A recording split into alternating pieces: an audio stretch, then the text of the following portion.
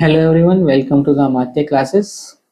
हम current affair sessions के अंदर आज साइंस एंड टेक्नोलॉजी का हमारा जो टॉपिक है वो स्टार्ट करेंगे। लास्ट क्लास में हम जो राजस्थान का जो मेनली करंट अफेयर था दिसंबर मंथ का, वहाँ तक देख चुके थे। आज हम साइंस एंड टेक स्टार्ट करते हैं। सबसे पहले साइंस एंड टेक में कुछ जो डेवलपमेंट्स हैं, कुछ अवार्ड्स हैं और कुछ नए नए सेंटर्स वगैरह ओपन किए गए हैं, वो सब देखते हैं स्टार्ट से। सबसे पहला है hitech cyber fusion centre. Hitech ये जो सेंटर है एक्चुअली में क्या है, ये हाईटेक फ्यूजन सेंटर। तो गवर्नमेंट क्या करेगी, कुछ सेंटर्स डिजाइन कर रही है जो काफी हाईटेक रहेंगे। हाईटेक साइबर सेंटर्स बनाए जाएंगे जो prompt and coordinated technology based response to cyber crimes रहेगा। मींस जो भी साइबर क्राइम्स होते हैं हमारे देश में, ठीक है, हमारे स्टेट में जो भी साइबर क्राइम्स हो रहे हैं, हम अगर स्टेट की बात करें तो जो भी साइबर साइबर क्राइम क्राइम हो रहे हैं तो वहाँ उनको इस जो कोऑर्डिनेटेड सेंटर्स बनाए जाएंगे वहां से डील किया जाएगा। क्योंकि साइबर क्राइम्स की रेट बहुत ज़्यादा बढ़ गई है। जिस हिसाब से साइबर क्राइम्स बढ़ रहे हैं आजकल, जनरल क्राइम से ज़्यादा तो साइबर क्राइम होने लगे हैं। तो उनको डील करने के लिए भी एक डेजिग्नेटेड सेंटर्स होने चाहिए, डेजिग्नेटेड फोर्स होनी चाहिए, क्योंकि अपनी जो लोकल पुलिस फोर्स है वो ये सारे काम कर नहीं सकती, क्योंकि उनका टास्क ही अलग है। इसके लिए टेक्नो टेक्नो सेवी पर्सन चाहिए, इंजीनियर्स चाहिए आपको इन चीज़ों को टैकल करने के लिए। तो हाईटेक साइबर फ्यूजन सेंटर बनाए जा रहे हैं। वो साइबर क्राइम्स के रेस्पॉन्स करें, साइबर क्राइम्स को रेस्पॉन्स करेंगे। काफ़ी हाई टेक्नोलॉजी यूज़ करी जाएगी। उसके लिए राजस्थान के 5 डिस्ट्रिक्ट सेलेक्टेड किए हैं। पहला है भिवाड़ी, दूसरा अलवर, तीसरा खेरतल तिजारा, फिर चौथा है डी और पांचवा सवाई माधोपुर। ये पांचों डिस्ट्रिक्ट्स को हम fusion centre as a fusion centre develop करे जाएगा यहाँ पे। नेक्स्ट है हरिमाऊ शक्ति एक्सरसाइज। ये फिफ्थ एक्सरसाइज थी। ये लोकेशन थी महाजन फील्ड फायरिंग रेंज बीकानेर में हुआ था ये एक्सरसाइज। इन एक्सरसाइज वगैरह से क्वेश्चन किस तरह से आता है, ये आपको एक्सरसाइज दे दी जाएगी और सीधा सा पूछ लिया जाएगा कि ये इसमें किस किस ने पार्टिसिपेट किया था, कौन कौन से देश से रिलेटेड है, कंट्री कौन कौन सी है। तो मेनली तो हमको किसी भी एक्सरसाइज अगर दो कंट्रीज के बीच में होती है तो उनकी कंट्रीज याद रखनी है, ठीक है। इसकी हम अलग से लास्ट में टेबल भी देखेंगे। एक टेबल हमने प्रिपेयर करी है जिसमें हम मैक्सिमम एक्सरसाइज कवर करेंगे, okay. But along with chapter हम ये जब हमारी एक्सरसाइज वगैरह है ये देखते चलेंगे एक एक। तो महाजन फील्ड फायरिंग रेंज बीकानेर में है, ये भी हमको ध्यान रखना है क्योंकि ये राजस्थान में हुई है तो हमारे लिए काफ़ी इंपॉर्टेंट रहने वाली है। और ये महाजन फील्ड फायरिंग रेंज हमको ध्यान रखना है कि ये बीकानेर में है। दूसरा ये ज्वाइंट मिलिट्री एक्सरसाइज थी, किस किस के बीच में, इंडिया और मलेशिया के बीच में। Moving to next, earthquake map update zone Rajasthan. Rajasthan का जो अर्थक्वेक मैप है उसको अपडेट किया गया है, और उसको अपडेट किसके द्वारा किया गया है, ब्यूरो ऑफ इंडियन स्टैंडर्ड के द्वारा, जिसको हिंदी में बोलते हैं हम ये भूकंप मानचित्र update zone, okay, BIS, bureau of Indian standard ने ये किया है। किसका यूज करके किया है, probabilistic seismic hazard assessment model. ये आपको हिंदी में भी ऐसे याद करना है और इंग्लिश में भी, इसका नाम एज इट इज ही है, probabilistic seismic hazard assessment model. इसका मतलब क्या होता है, प्रोबेबिलिस्टिक का मतलब प्रोबेबिलिटी, प्रायिकता। सिस्मिक का मतलब ये हमारा जो सिस्मिक वेव्स वगैरह है उससे रिलेटेड है कि ये जो हमारा भूस्खलन होता है, भूस्खलन क्या सॉरी, ये भूकंप वगैरह जो आता है, भूस्खलन और भूकंप अलग अलग होता है। जो भूकंप हमारा आता है तो वो सिस्मिक वेव्स के कारण आता है, तो वो सिस्मिक ये चीज है। हैजार्ड का मतलब खतरा, असेसमेंट का मतलब किसी चीज को असेस करना, और मॉडल एक प्रारूप होता ही है। तो प्रोबेबिलिटिक सिस्मिक हैजार्ड असेसमेंट मॉडल, ठीक है, इसको यूज करते हुए इन्होंने अर्थक्वेक का नया मैप दिया है राजस्थान का। थोड़ा सा हम ब्यूरो ऑफ इंडियन स्टैंडर्ड के बारे में देखते हैं, इसकी बेसिक जानकारी होना जरूरी है। तो ठीक है, क्वेश्चन जरूरी नहीं है कि एग्जाम में अगर जैसे ये न्यूज है तो सीधा इसी से आए, इससे रिलेटेड भी आ सकता है, ठीक है। कई सारे क्वेश्चन होते हैं वो डायरेक्ट नहीं होते हैं, वो लिंक्ड होते हैं। जैसे मान लो एग्जाम में आपसे पूछ लिया जाए BIS के बारे में, फिर आप बोलोगे सर ये तो करंट में कहीं था ही नहीं। था भाई, अगर अर्थक्वेक का मैप कोई दे रहा है तो वो BIS ही दे रहा है ना, तो BIS कैसे न्यूज में नहीं है, BIS भी अपने आप में इंपॉर्टेंट है। तो BIS किसके अंडर काम करता है, BIS एक्ट 1986 के अंदर अंतर्गत काम करता है। ये ministry of consumer affair government of India के अंदर आता है BIS जो है, ठीक है। तो ये चीज हमको याद रखनी है, मिनिस्ट्री ऑफ कंज्यूमर अफेयर्स। ठीक है, इसमें कुछ जोन है, जोन में डिवाइड किया है। तो जोन 4 जो हाई रिस्क है उसमें 3 एरिया है राजस्थान के, जयपुर, भीलवाड़ा और भिवाड़ी। ठीक है, इन तीनों के नाम हमने कलर कोडिंग यूज में ली है क्योंकि ये इंपॉर्टेंट है। कलर कोडिंग यूज ही इसीलिए की गई है क्योंकि इनको नाम को हमको याद रखना है। जयपुर, अलवर और भिवाड़ी हाई रिस्क जोन में है, कभी भी भूकंप आ सकता है। और अगर कई सालों से भूकंप नहीं आया है तो ऐसा माना जाता है कि भूकंप आना ड्यू है, क्योंकि over a period of time क्या होता है कि टेक्टोनिक प्लेट्स, जो हम ज्योग्राफी पढ़ेंगे तो मैं आपको समझाऊंगा कैसे टेक्टोनिक प्लेट्स मूव करते हैं, तो एनर्जी बिल्डअप होती रहती है। भूकंप ऐसा नहीं है कि टेक्टोनिक प्लेट आई और वो आपस में भिड़ गए और भूकंप आ गया, ऐसा कभी नहीं होता है। ये क्या, टेक्टोनिक प्लेट्स काफी स्लो तरीके से मूवमेंट करती है। तो जैसे जैसे ये मूवमेंट करती है आपस में इस तरह से, तो ये एनर्जी बिल्डअप होती जाती है और एक पीरियड ऑफ टाइम जब इनकी एनर्जी बहुत ज्यादा हो जाती है इसको, तो ये एक झटके के साथ में मूव करती है और ये भूकंप हमको फील होता है। तो ये सारी डिटेल हम पढ़ेंगे जब हमारी ज्योग्राफी पढ़ेंगे। फिलहाल इतना ही देखते हैं हम। जयपुर, अलवर और भिवाड़ी हमारा हाई रिस्क जोन में है। मॉडरेट रिस्क में कौन कौन है? बीकानेर, झुंझुनू, जैसलमेर, सीकर, दौसा, उदयपुर, डूंगरपुर, पार्ट्स और सिरोही। तो ये याद रखें या ना रखें, ये 3 नाम हमको जरूर याद रखना है हाई रिस्क में जो है। ठीक है, जयपुर, अलवर और भिवाड़ी, वैसे अब तीनों ही इंपॉर्टेंट है। अलवर और भिवाड़ी तो हमारे इंडस्ट्रियल एरिया और जयपुर हमारी कैपिटल है। तीनों में से अगर कहीं भी भूकंप आ गया तो राजस्थान की अर्थव्यवस्था हिल जानी है। नेक्स्ट है Apurva app. Apurva app doctor Apurva Taank के नाम से है। ये हमारे जो भगवान महावीर कैंसर हॉस्पिटल है जयपुर में, वहाँ पे डॉक्टर है, कैंसर की डॉक्टर है ये अपूर्वा टांक। इन्होंने ये ऐप बनाई है। इससे क्या करती है कि ये जो पेशेंट्स होती है ना उसके रियल टाइम मॉनिटरिंग करती है। मीन्स मान लो इनके वार्ड के अंदर 50 पेशेंट है, ठीक है, तो ये क्या करेगी, 50 पेशेंट्स की उनकी हिस्ट्री इस ऐप पे डेली बेसिस पे उनकी हिस्ट्री अपलोड कर देगी। उनकी हिस्ट्री अगर अपलोड कर दी जाएगी तो ये उन मैप मैप के थ्रू घर बैठे भी उनकी रियल टाइम मॉनिटरिंग कर सकती है भाई इनकी क्या सिचुएशन है इस टाइम पे। ठीक है, उनके जो इंस्ट्रूमेंट लगे हुए हैं बीपी वगैरह वो सारे इन पे अपडेट कर दिए जाते हैं और रियल टाइम मॉनिटरिंग होती रहती है कि क्या सिचुएशन चल रही है पेशेंट की। लीगल अफेयर पोर्टल, एक नया पोर्टल स्टार्ट किया गया है। विधि एवं विधिक विभाग के द्वारा स्टार्ट किया गया है नया portal. Law and legal affair minister ने जारी स्टार्ट कराए और वो है हमारे जोगाराम पटेल। जोगाराम पटेल हमारे law and legal affair minister हैं जिन्होंने लीगल अफेयर का नया पोर्टल स्टार्ट किया है। तो ये पोर्टल इंपॉर्टेंट नहीं है, जोगाराम हमारे law and legal affair minister है वो ज्यादा इंपॉर्टेंट है, ये नाम पूछा जा सकता है। आरएस में तो नहीं पूछेंगे लेकिन जो हमारे छोटे एग्जाम्स होते हैं राजस्थान के उसमें ऐसे क्वेश्चन अभी भी आते हैं। Law and legal affair minister, minister का नाम सीधा पूछ लिया जाता है। नेक्स्ट है world first Ayurveda centre of excellence. Centre of excellence बनाया गया है आयुर्वेद का। कहाँ बनाया गया है? जयपुर में आयुर्वेद यूनिवर्सिटी है। National institute of Ayurveda Jaipur में है ये, जलमहल के पास में है। कभी आपका जाना हो, कभी ध्यान नहीं दिया हो तो जोरावर सिंह गेट पड़ता है एक, उस गेट के आगे ही ये नेशनल इंस्टीट्यूट ऑफ, मीन्स अब जलमहल से थोड़ा पहले national institute of Ayurveda Jaipur स्थित है। देखें कभी अगर जाना हो तो, काफ़ी अच्छा इंस्टीट्यूट है। हिंदी में उसको राष्ट्रीय आयुर्वेद संस्थान बोलते हैं। साइड में रोड पे से दिख जाएगा आपको, कभी ध्यान नहीं दिया होगा लेकिन इस बार कभी उधर से आप निकलें, कभी आना हो जयपुर आप लोगों का तो इसको जरूर देख के जाएं। चीज़ों को अगर आप देखोगे ना, कहीं से गुजर रहे हो उसको देख लेते हो तो मेमोरी में लॉन्ग टाइम टाइम तक रहता है। तो ये हैबिट बना लीजिए कि अगर आप चीज़ों पर कहीं जा रहे हो, कहीं भी घूमने जा रहे हो, उसको एज ए स्टूडेंट आपको सिर्फ ऐसे नहीं घूमना है कि गए मौज मस्ती करके आ गए, वो एक पार्ट है घूमने का।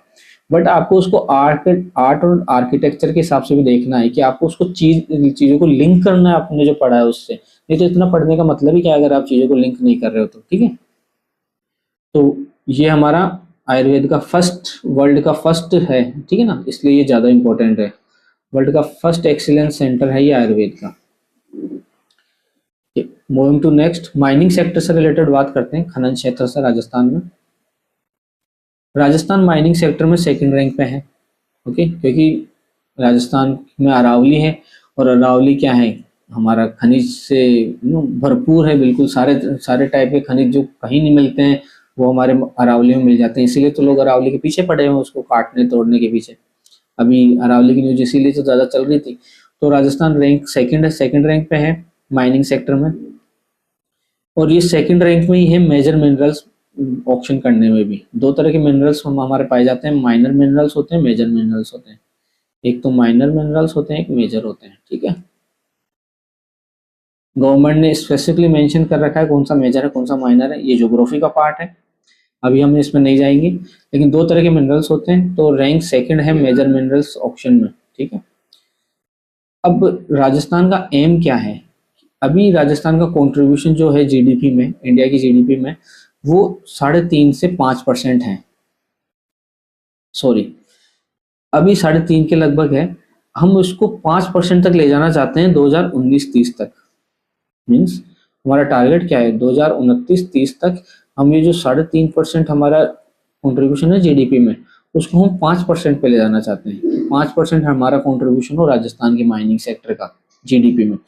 और 2046-47 का क्या टारगेट रखा हमने, 6 से 8% हमारा टारगेट है कि हम 6 से 8% के बीच में हमारा जीडीपी कंट्रीब्यूशन होना चाहिए। जीडीपी कंट्रीब्यूशन का मतलब कि अगर जीडीपी पूरे देश की 100% है, ठीक है, अगर आप ऐसे समझें कि ये हमारी 100% जीडीपी है, तो ये पार्ट 5% राजस्थान का है। इतना पोर्शन राजस्थान की थ्रू 5% बहुत ज्यादा होता है, ठीक है। कब मत मान के चलना, हमारे पास में बहुत सारे स्टेट हैं, इंडस्ट्रियल स्टेट भी है, तमिलनाडु, कर्नाटका, बेंगलोर, ये सारे, बेंगलोर और गुजरात जैसी जगह, सूरत है, अहमदाबाद है। तो आप मान के चलो 5% अपने आप में सफिशिएंट, काफी अच्छा वो है, रेशियो है। तो हमारा टारगेट है 6 से 8% तक ले जाने का। और राजस्थान का सेकंड रैंक है स्टेट माइनिंग रेडीनेस इंडेक्स के अंदर। ये काफी इंपॉर्टेंट है न्यूज कि जो स्टेट रेडीनेस इंडेक्स ईयरली निकाला जाता है, जिसमें सभी स्टेट्स की डिसाइड की जाती है सेंट्रल गवर्नमेंट के थ्रू। सेंट्रल गवर्नमेंट रैंकिंग देती है सभी स्टेट्स को कि कौन कौन सी रैंक पे है, कैसा काम कर रहा है। तो वो कॉम्पिटिटिव फेडरलिज्म एक कंसेप्ट है, उसके थ्रू किया जाता है ये सब कुछ। वो हम देखेंगे जब कॉम्पिटिटिव फेडरलिज्म देखेंगे। तो प्रतिस्पर्धा बढ़ाने के लिए, अगर मैं हिंदी में बताऊं तो जो स्टेट्स के बीच में प्रतिस्पर्धा बढ़ाने के लिए ये रैंकिंग वगैरह दी जाती है। क्योंकि जैसे हम क्लास में भी रैंक देते हैं ना, फर्स्ट रैंक पे कौन सा स्टूडेंट है, सेकंड रैंक पे, तो रैंक बढ़ने से क्या है, प्रतिस्पर्धा होती है कि हाँ अब मेरे को फर्स्ट पे आना है। तो राजस्थान सेकंड रैंक में है, माइनिंग रेडीनेस इंडेक्स है उसके अंदर। रेयर अर्थ एलिमेंट राजस्थान में कौन कौन से मिलते हैं? रेयर अर्थ एलिमेंट्स काफी इंपॉर्टेंट है, क्योंकि अब क्या है ना कि आप देख रहे हो कि जैसे हम जीरो पोल्यूशन की तरफ बढ़ना चाहता है इंडिया, अप टू 2074 कुछ ऐसा टारगेट है, 70 कुछ ऐसा टारगेट है, जब तक हम कार्बन न्यूट्रल कंट्री बनना चाहते हैं। एग्जैक्ट ईयर आप देख लेना क्या टारगेट रखा है इंडिया ने।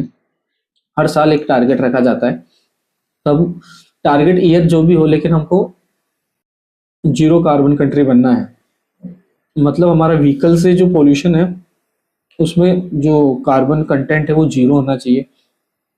तो हम ईवीज की तरफ बढ़ रहे हैं, ये जो इलेक्ट्रिकल व्हीकल है उसकी तरफ मूव कर रहे हैं। हम डीजल बंद कर रहे हैं, पेट्रोल बंद कर रहे हैं, उससे हम इलेक्ट्रिक व्हीकल की तरफ मूव कर रहे हैं। तो इलेक्ट्रिक व्हीकल में क्या बैटरी यूज में होती है, और बैटरी के अंदर क्या होता है कि बैटरी किससे बनती है, बैटरी मिनरल्स से बनती है, और उन मिनरल्स में रेयर अर्थ एलिमेंट्स यूज में होते हैं, इसलिए ये रेयर अर्थ एलिमेंट्स बहुत ज्यादा डिमांड में है। आगे पूरी साइकिल समझ में। अब हमको देखना ये है कि कौन कौन से रेयर अर्थ एलिमेंट राजस्थान में मिलते हैं, ठीक है ना। ये इस टॉपिक का सबसे इम्पोर्टेंट पार्ट है, ठीक है, इसको मार्क कर लीजिए आप। इससे क्वेश्चन आता ही आता है, और ये काफी हॉट न्यूज में रहता है हमेशा कि कौन सा रेयर अर्थ एलिमेंट है कौन सा नहीं है। सिंपल सा क्वेश्चन आएगा, आपको 4 नाम दिए जाएंगे और आपको आइडेंटिफाई करना होगा कि इनमें से कौन सा रेयर अर्थ एलिमेंट है या फिर कौन सा राजस्थान में मिलता है। तो राजस्थान में हमारे हैं lithium, tungsten, niobium, tin, zirconium, rubidium, graphite और फॉस्फोराइट। एरिया कौन सा एरिया फेमस है? सिवाना जो बाड़मेर का है, जालोर और नागौर, ये 3 एरिया हैं जहाँ पे रेयर अर्थ एलिमेंट्स मिलते हैं। सिवाना बाड़मेर में मिलते हैं, जालोर में मिल रहे हैं और नागौर में मिल रहे हैं। और ये रेयर अर्थ एलिमेंट कितने हमारे, 1 2 3 4 5 6 7 8 रेयर अर्थ एलिमेंट हैं। कौन कौन से? Lithium, tungsten, niobium, tin, zirconium, rubidium, graphite और फास्फोराइट। ओके, एरिया है सिवाना बाड़मेर, जालोर और Nagaur. Okay, moving next, potash.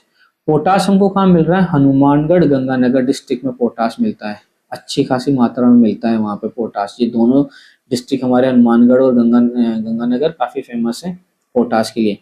और टंगस्टन हमको कहाँ मिल रहा है? नागौर में टंगस्टन है, ठीक है, नागौर की में खान है टंगस्टन की।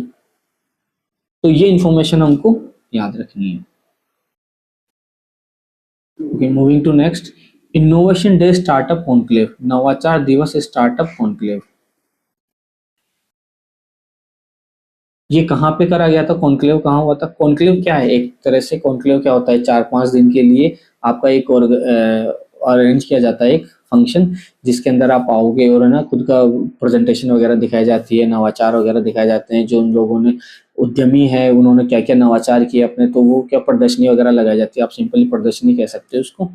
तो ये राजस्थान इंटरनेशनल सेंटर जयपुर है, वहाँ पे किया गया था। कुछ अनाउंसमेंट हैं वहाँ पे जो किए गए थे। वहाँ पे एवीजीसी एक्सआर पॉलिसी लॉन्च की गई थी। एवीजीसी एक्सआर पॉलिसी क्या है? सबसे पहले तो एवीजीसी की फुल फॉर्म आप देख लो, एवीजीसी एक्सआर, काफी टर्म एज इट इज ही यूज होगी, चाहिए हिंदी में आप देख लो, हिंदी मीडियम में या इंग्लिश में, AVGC XR as it is use होगी, क्योंकि ये नए टर्म्स हैं तो इसका कोई हिंदी वर्जन है नहीं। ए का मतलब एनिमेशन, ठीक है, वी का मतलब विजुअल इफेक्ट, जी का मतलब गेमिंग, सी का मतलब कॉमिंग कॉमिक्स, और एक्स आर का मतलब extended reality. Animation, visual effect, gaming, comics और एक्सटेंडेड रियलिटी होते क्या है? एनिमेशन क्या होता है? एनिमेशन आप नहीं देखते हो, एआई से एनिमेटेड वीडियोस बनते हैं जिसके अंदर कुछ कार्टून कैरेक्टर होते हैं, डोनाल्ड डक वगैरह हम देखते थे पहले, वो सब एनिमेशन है। विजुअल इफेक्ट, विजुअल इफेक्ट से आप चीज़ों को अच्छा करना, आप जैसे इंस्टा वगैरह यूज करते हो तो फिल्टर वगैरह लगाते हो, वो विजुअल इफेक्ट्स हैं। गेमिंग में, गेमिंग एक बहुत बड़ा सेक्टर है, कई सारे डिजिटल गेम्स वगैरह डिजाइन करे जाते हैं और ये इकोनॉमिक रेवेन्यू के लिए बहुत इंपॉर्टेंट सोर्स है गेमिंग। उसके बाद कॉमिक्स आती है हमारे पास में, चाचा चौधरी वगैरह कॉमिक्स आया जाती थी, वो भी आजकल डिजिटल बनाई जाती है। और एक्सटेंडेड रियलिटी, एक्सटेंडेड रियलिटी में क्या होता है ना कि आपको जैसे आपको कोई चीज़ है, वो आपने देखा होगा कई बार, एक बड़ा सा चश्मा आपकी आंखों पे लगा दिया जाता है और उसके अंदर आपको 3D एनिमेशन दिखता है और आपको ऐसा लगता है कि आप उसका पार्ट हो एक मूवी का। जैसे मान लो आपको समुद्र में उतारा जा रहा है, वेल मछली कहीं से आ रही है, तो आप उसका एक पार्ट बन जाते हो, ऐसा लगता है कि आप पानी के खुद अंदर हो, तो वो आप रियलिटी को फील कर सकते हो, तो वो एक्सटेंडेड रियलिटी है। ये सारी चीजें डेवलपमेंट टेक्नोलॉजी का पार्ट है। तो इसके लिए पॉलिसी अनाउंस करी जा रही है, राजस्थान सरकार अलग से पॉलिसी बनाएगी। Okay, moving to next, establishment of cyber security simulation lab, cyber security के लिए सिमुलेशन लैब एस्टेब्लिश करने के लिए अनाउंस किया गया। ये 2 अनाउंसमेंट है, ज़्यादा इंपॉर्टेंट है नहीं, अनाउंसमेंट तो कौन ही पूछता है एग्जाम में, कोई नहीं पूछता अनाउंसमेंट वगैरह। ये सिर्फ एक एज रेफरेंस के लिए हमने यहाँ पे इंक्लूड कर लिया है कि भाई ये 2 पॉलिसी आने वाली है, ठीक है। अगर एग्जाम में पूछा जाए तो इससे रिलेटेड अभी कोई पॉलिसी है नहीं राजस्थान के पास में, ठीक है, एवीजीसी एक्सआर, क्योंकि ये काफ़ी नई टेक्नोलॉजी है, अभी डेवलपिंग एरिया है, पहले सेंट्रल लेवल पे पॉलिसी आएगी फिर राजस्थान उसको पे पॉलिसी लाएगा, तो ऐसा कोई पॉलिसी है नहीं। बट अगर कोई क्वेश्चन अगर बनता है आपको तो ये याद रखना है, इनोवेशन डे स्टार्टअप कॉन्क्लेव हुआ था जहाँ पे गवर्नमेंट ने अनाउंस किया कि ये पॉलिसी आने वाली है। Centre of excellence for climate change, Jagatpura Jaipur में बनाया गया है ये centre of excellence for climate change, ठीक है। इसकी रेस्पॉन्सिबिलिटी किसके पास में है? इस सेंटर की रेस्पॉन्सिबिलिटी है पोल्यूशन कंट्रोल बोर्ड, प्रदूषण नियंत्रण मंडल, जब जो प्रदूषण नियंत्रण मंडल है राजस्थान का उसके पास में इसकी जिम्मेदारी है इसको ऑपरेट करने की। Centre of excellence of climate change कहाँ है? जगतपुरा, सीधा सीधा क्वेश्चन आएगा अगर आएगा तो, centre of excellence for climate change कहाँ है? जगतपुरा जयपुर में है, ठीक है। तो ये मोर और लेस हमने जो सेंटर ऑफ एक्सीलेंस वगैरह और जो पोर्टल वगैरह स्टार्ट करे थे वो सारे कंप्लीट कर लिए हैं। अभी नेक्स्ट इसमें स्पोर्ट्स एक्टिविटीज़ बच रहा है हमारे पास में सेक्शन, स्पोर्ट्स एक्टिविटीज़ के बाद में कुछ मिसलेनियस इन्फॉर्मेशन है और मोर और लेस फिर ये टॉपिक भी हमारा कंप्लीट हो जाएगा, ठीक है। तो स्पोर्ट्स और मिसलेनियस वगैरह हम देखेंगे नेक्स्ट क्लास में। आज के लिए इतना ही, थैंक यू वेरी मच।